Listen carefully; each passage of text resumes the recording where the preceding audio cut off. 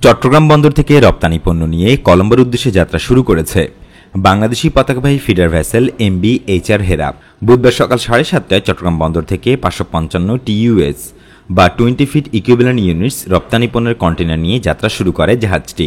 এর আগে গত 5 এপ্রিল 836 টিইউএস রপ্তানি পণ্য নিয়ে কর্ণফুলী গ্রুপের আরেকটি feeder vessel MB HR Riya সিঙ্গাপুরের উদ্দেশ্যে ছেড়ে যায়। আন্তর্জাতিক সমুদ্রপথে চট্টগ্রাম বন্দর থেকে সিঙ্গাপুর, কলম্বো, পোর্ট কেলাং বন্দরে চলাচলের জন্য কর্ণফুলী গ্রুপ দুটি ফিডার ভেসেল চালু করে। এর আগে গত বছরের জুন থেকে চালু হয় দুটি ফিডার ভেসেল সাহারে ও সারেরা। এরা চট্টগ্রাম বন্দর থেকে সিঙ্গাপুর বন্দর ও মালয়েশিয়ার কেলাং বন্দরে আমদানি রপ্তানি পণ্যবাহী কন্টেইনার আনা নেওয়া করে। কর্ণফুলী গ্রুপের অঙ্গ প্রতিষ্ঠান এইচআর লাইনের নির্বাহী পরিচালক জানান, বুধবার সকালে এইচআর হেরা কলম্বোর উদ্দেশ্যে যাত্রা করেছে। জাহাজটির 1445 টিইউএস ধারণ ক্ষমতা অনুযায়ী রপ্তানি পণ্যের অর্ডার থাকলেও কলম্বোর মাদার ভেসেলের শিডিউল পেতে চট্টগ্রাম বন্দর ছেড়ে যেতে হয়েছে। আগামী 11 এপ্রিল জাহাজটি কলম্বো পৌঁছানোর কথা রয়েছে। দুটি ফিডার ভেসেলই আমরা ভালো সাড়া পেয়েছি। প্রসঙ্গত, বাংলাদেশে গভীর সমুদ্র বন্দর না থাকায় চট্টগ্রাম বন্দর ব্যবহারে বড় কন্টেনারবাহী জাহাজ ভিড়তে পারে না।